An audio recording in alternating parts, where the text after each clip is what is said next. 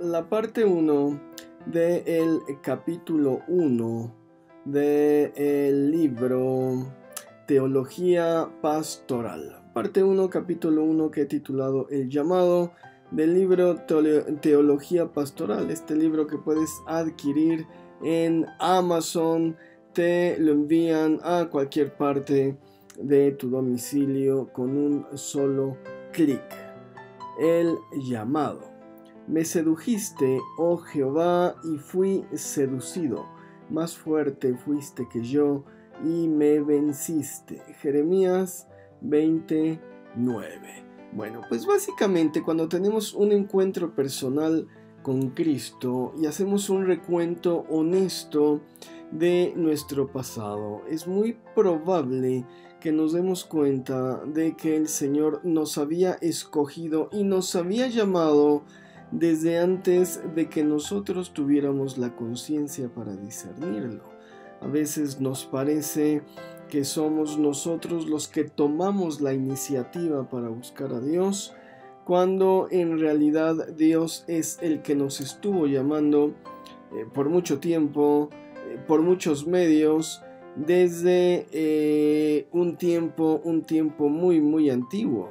En mi caso recuerdo que desde los 4 años, imagínate cuando estaba en el kinder, y tengo este recuerdo bien grabado. Habían hecho una rifa en el kinder y bueno, había varios juguetes. Yo quería una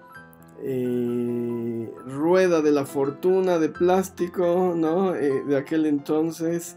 Pero en lo alto, así como que le daba una luz, estaba el premio mayor, y era básicamente un cuadro de Jesucristo que estaba tocando sobre una puerta con un cayado en una mano, y tenía el número 1. Yo lo vi y dije, oh, qué bonito, yo lo quisiera, es el premio mayor. Pero bueno, con una rueda de la fortuna de juguete me conformo, no pasa nada. Y bueno, saqué el boleto de la rifa y de pronto me gané el premio. Me gané ese cuadro que parecía que le daba una luz. Digo, quizás mi recuerdo ya está un poco transformado, pero bueno, fue algo así. Saqué la mano de esta tómbola, me gané el cuadro y bueno, pareció como si la gente me aplaudiera, todo el mundo se alegró y yo salí con un sentimiento de wow, qué especial. Y bueno, definitivamente era Dios hablándome por medio de un cuadro. Cuando me hice cristiano, cuando me convertí al camino de la resurrección, simplemente me deshice del cuadro. Dios no está en imágenes, pero era un tesoro que guardaba como la prueba de que Dios me había escogido desde mis años más mozos de edad.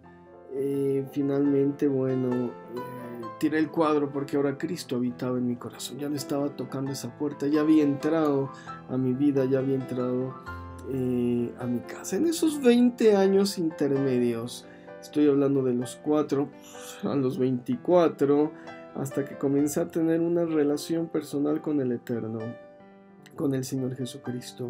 La manifestación divina en mi vida se dio en repetidas ocasiones. Eran encuentros que la mayoría de las veces pasaron desapercibidos para una persona que, como muchas otras, era llevada de una doctrina a otra. No fue una tarea sencilla reconciliar los postulados que aprendí en la escuela desde niño con una teología, con una relación con Dios, con la creencia, con la fe de que Dios existe, porque desde temprano me empezaron a bombardear acerca de la religión, de cómo lucraba la religión, de cómo engañaba a la gente, de cómo desde Babilonia los mexicas todos eran ídolos falsos, cómo se escondía el sacerdote, y era más una parafernalia, era más un teatro que realmente una manifestación, una cratofanía, una epifanía divinas. Entonces, bueno, fue la experiencia propia con el mundo espiritual lo que me dio la plena certidumbre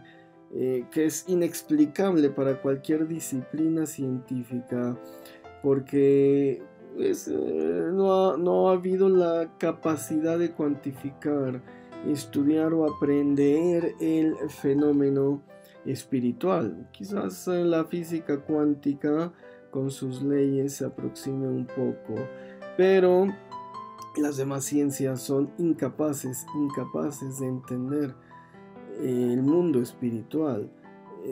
Y esto, bueno, viene a colación porque la persona, el fiel que aspira a un ministerio, no puede hacerlo siguiendo una fe ciega. La fe ciega no existe, es algo que no es bíblico. Yo declaro que me va a caer un maletín con $1.000.000. No es fe, es una declaración absurda. La fe es una obediencia y la fe ciega no existe.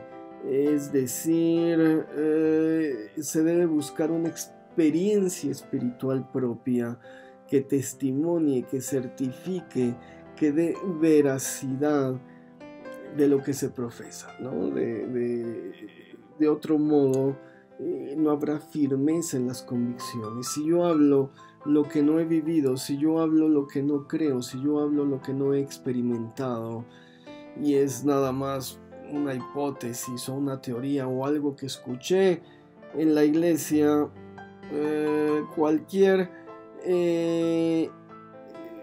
viento de doctrina va a mover mi fe y me la va a echar por el suelo y voy a tener muchos problemas. Es decir, voy a ser un predicador de una teología en la que yo no creo.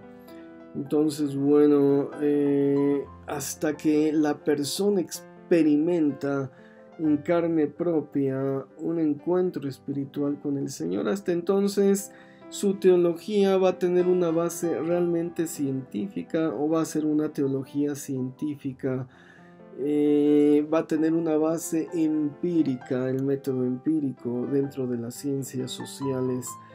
Es lo que el método científico a las ciencias duras, a las ciencias exactas. Entonces, bueno,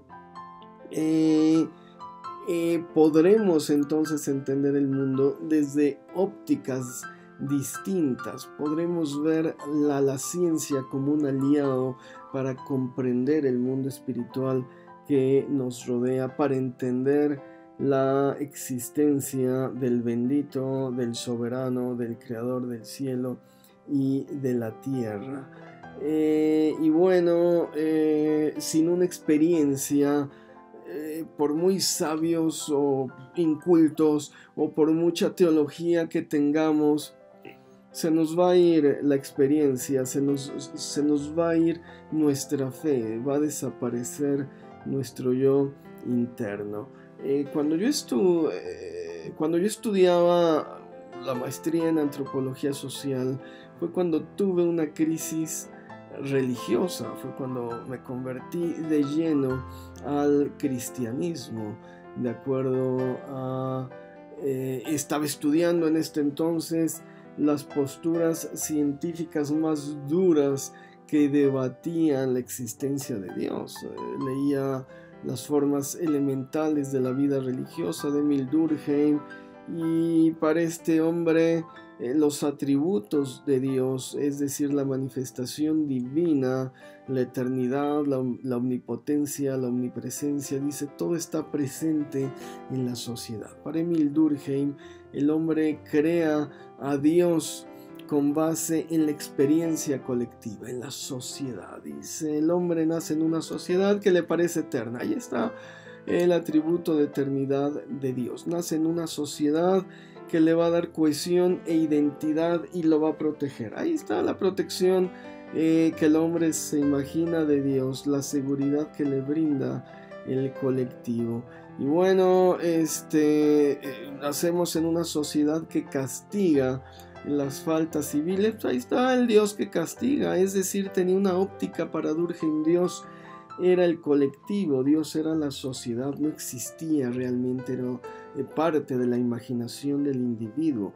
Y bueno, todavía más cruel que Durkheim fue Sigmund Freud. Sigmund Freud, leí la obra de Tótem y Tabú en la maestría, y bueno, este hombre, este psicoanalista austriaco, analizaba las similitudes de los neuróticos con la vida anímica de los salvajes, y él decía: el asesinato de Jesucristo es una representación del complejo de Edipo en términos sociales, ¿no? Es decir, nosotros como seres humanos matando al Padre, en términos religiosos, lo que estamos haciendo es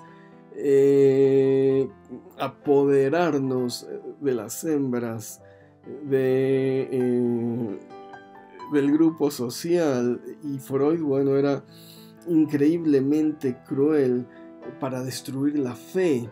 Este hombre echaba mano de la probabilidad y de la lógica. La trampa freudiana es durísima para una persona que no tiene bien cimentada su fe en Jesucristo. Freud decía: bueno, no hay lluvia, y vienen los salvajes al sacerdote o al brujo o al chamán y le dicen: dinos cuál es la voluntad de el Dios, de por qué no llueve. Y entonces el chamán, bajo una lógica sencilla, dice: bueno, si no llueve es que el Dios está enojado, entonces hay que realizar un ritual para que llueva, y si sigue sin llover, pues es que el Dios sigue enojado, ¿no?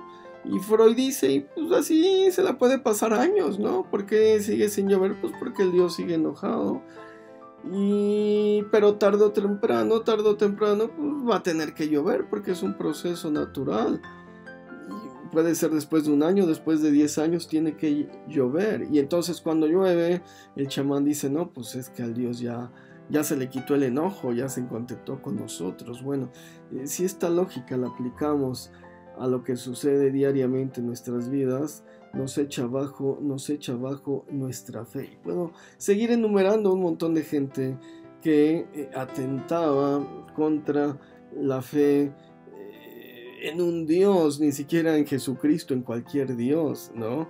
Que podría echar abajo los fundamentos teológicos de cualquier persona. Sin embargo, yo tenía la experiencia, tenía el contacto, tenía la visión, tenía lo que había vivido y nadie me lo podía quitar. Y cada vez que alguien contraargumentaba en contra, mi único pensamiento era: esto lo dice una persona que nunca ha tenido un encuentro con el Señor. Y bueno, eso me pasa con autores modernos también, que tienen muy buenos argumentos para desacreditar la existencia de Dios. Y yo digo: bueno, eso lo dice esta persona pues porque nunca ha tenido ese encuentro personal que yo tuve con el Creador. Y mira, podemos ser simpatizantes, podemos ser seguidores, podemos ser fieles partidarios, adeptos, admiradores de un estilo de vida religioso y de una creencia espiritual específica, pero si no hemos tenido un encuentro real con el Creador, un encuentro personal con Jesucristo, nuestra fe no va a tener fundamentos y vamos a ser movidos por cualquier viento de doctrina, tal y como dice Efesios 4:14. Debemos creer primeramente no que le buscamos y que le encontramos, sino que el Señor nos buscó primeramente a nosotros y que desde nuestra temprana infancia nos ha estado llamando pacientemente, esperando a que nos demos cuenta de sus señales, de su lenguaje, de que nos apartó desde que estábamos en el vientre de nuestra madre. Porque el error más singular que surge de la soberbia humana es pensar que nosotros buscamos al Señor y que por nuestro esfuerzo nos llamó, que por nuestro esfuerzo lo encontramos, en vez de darnos cuenta que nos llamó desde que éramos nosotros niños. Las personas más avisadas respondieron a su llamado desde una temprana edad, otros más burros nos costó un poco más de trabajo, tuvieron que pasar muchos años para que respondiéramos a ese llamado, pero finalmente el encuentro es lo que nos va a dar la evidencia que la ciencia es incapaz de descifrar o de comprender.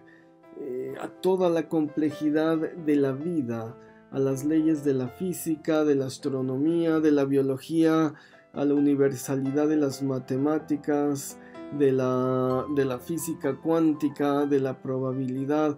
A todo ello hay que añadirle el factor espiritual, que es ciertísimo para todos los que hemos creído, y hasta entonces la ecuación estará completa para poder entender realmente el mundo en el que vivimos, el mundo que nos rodea, el universo que se expande y el universo cuántico pequeñísimo. Si el fiel, si el ministro no tiene en claro, no tiene la experiencia, no tiene la visión personal, el encuentro personal con Cristo, va a venir Freud, va a venir Durkheim, va a venir Yuval Harari y mira, le va a echar sus fundamentos al suelo. Conocí gente que cuando le dijeron que Moisés no había escrito la ley y el Antiguo Testamento, simplemente dejaron de creer. Yo digo, bueno, qué absurdo, si no lo escribió Moisés, ¿a mí qué? Y si sí lo escribió, ¿a mí qué? Si me explico, mi fe es más que Moisés, mi fe es más que la Biblia, mi fe es Jesucristo vivo y el encuentro personal que tuve con el Señor. En la siguiente parte de este capítulo voy a hablar sobre los encuentros espirituales que tuve y el encuentro que marcó mi vida para siempre. Me es grato presentar mi más nuevo libro, El poder en los nombres de Dios, una compilación de más de 700 nombres bíblicos, las técnicas para meditar en estos nombres y la explicación de cada uno y el poder que emana de cada uno. Los nombres de Dios, esta compilación de más de 1000 nombres de Dios, todos bíblicos. Bueno, mis libros acerca del Talmud. El Talmud son estas interpretaciones, revitalizaciones rabínicas de principios de siglo que nos van a dar una explicación más profunda sobre el Antiguo Testamento y que nos van a servir muchísimo para poder entender al cristianismo dentro de su matriz judía. Interpretaciones sefaradíes es la comunidad judía de España de la era medieval, los siglos XII al XVI, y esta producción literaria única, interpretativa también de las Sagradas Escrituras.